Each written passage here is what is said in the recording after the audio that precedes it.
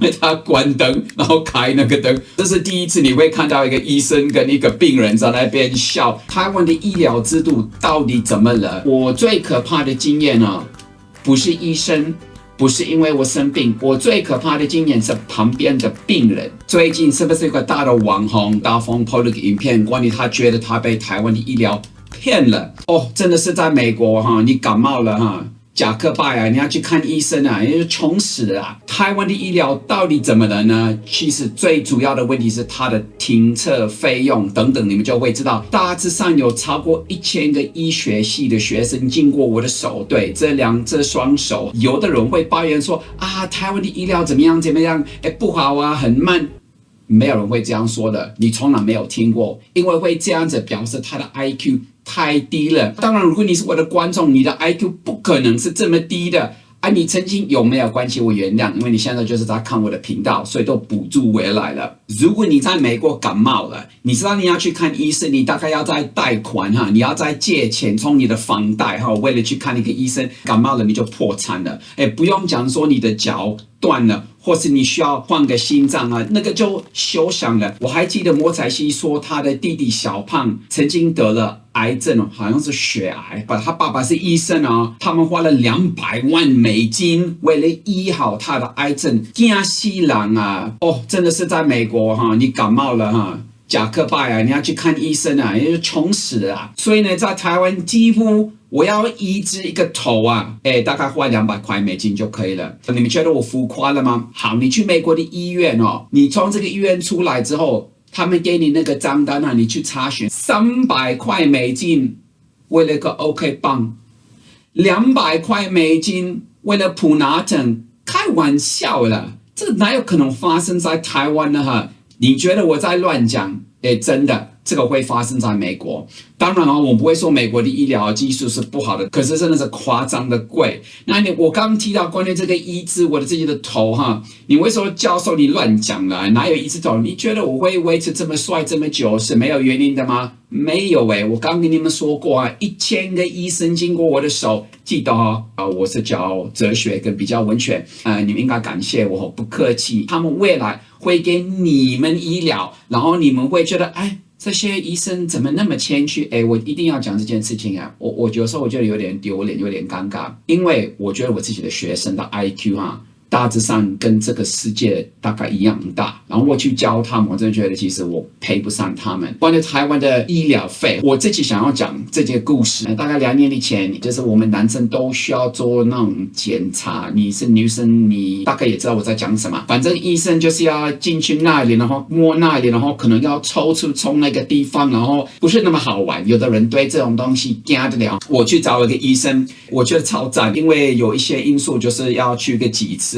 为了去做检查，大部分的人会对这个很害怕。可是呢，我们在那个手术的房间里面，我就跟他说，医生其实说实在，连我老婆都没有看过这个地方这个真的是蛮亲密的。他说，那没关系，我们来打个7分灯，因为他关灯，然后开那个灯。这是第一次你会看到一个医生跟一个病人在那边笑。可是你要说教授，你没有讲到重点，台湾的医疗的问题是什么？台湾的医疗最大毛病就是这样子。我进去医院住个院1晚，出来付800块。我去接我的车费1000块，车费比医疗费还贵。我跟你们说，在美国你要去换肾脏，你就要把另外一个肾脏卖掉。那在台湾呢，你那个停车费大致上也要贷款，为了付停车费，停车费太贵了啦。为什么停车费比医疗费还贵？这个逻辑在哪里？我真的不懂，你们可以解释吗？住院就这么便宜，那个私人房真的是几乎是免费的啦，还有人家帮你送餐呢。为什么会讲到这个？因为我觉得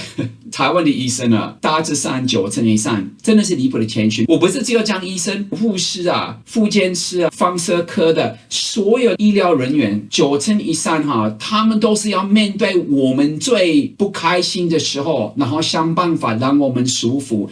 这个是伟大的工作。我会说这些医疗人员他们是英雄，穿白色的衣服，不用穿红色的内裤，然后蓝色的一套然后一个披风，不用，你就戴上一个白色的外套在医院里面大致上你是我的英雄。你不要忘记了，在台湾年轻的医生，我们都会说，这些医生赚的钱非常的多，可是年轻的时候是真的很辛苦。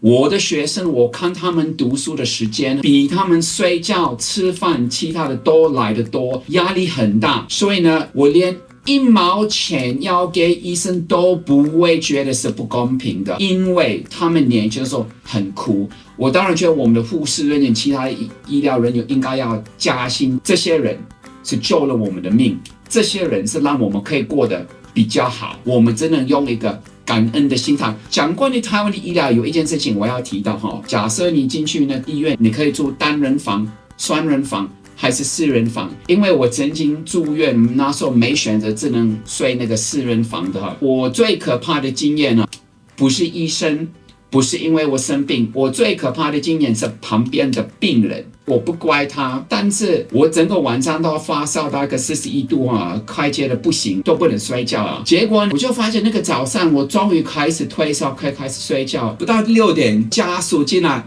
他帮塞了没？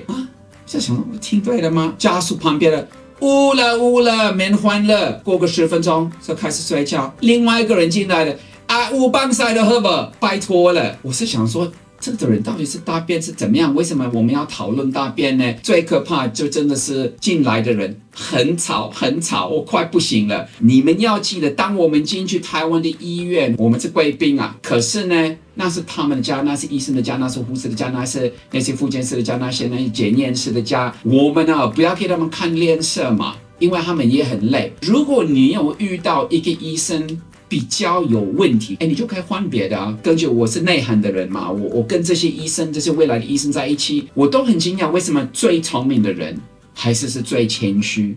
这个很有趣。我不是把我拉进去这个哦，因为我一点都不谦虚，所以这表示我不聪明，我只是我不要讲好了，等一下会被我的老婆骂。这些医生真的我蛮佩服他们。好了，另外一件事情哈，今天想要公开，我觉得这是认真的事。不晓得各位，如果你们看到这里，我们都觉得说台湾真的是对外国人很善良，大部分我们都可以有健保。那还有记得一件事情，有的台湾人会抱怨说，都是我们在付的税，然后你们拿到没有？我也是付税31年，甚至我的税可能比你的还要重啊。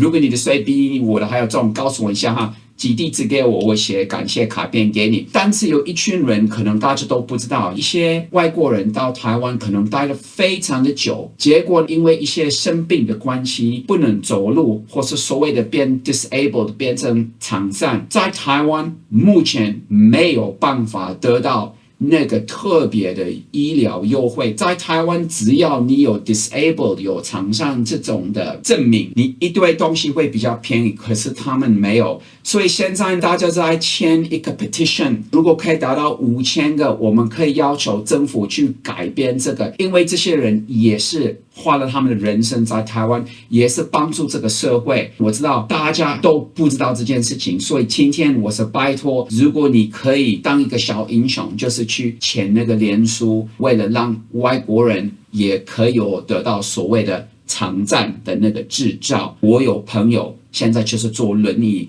他也是20多年做义工在台湾，现在要做轮椅，花费非常的高。我会非常的感谢，如果你可以去签这个联署，我会接 link 在下面，让大家去了解一下。谢谢大家，请记得订阅、分享，然后去看大风上次讲过的他带他的儿子去医院的经验，非常的有趣。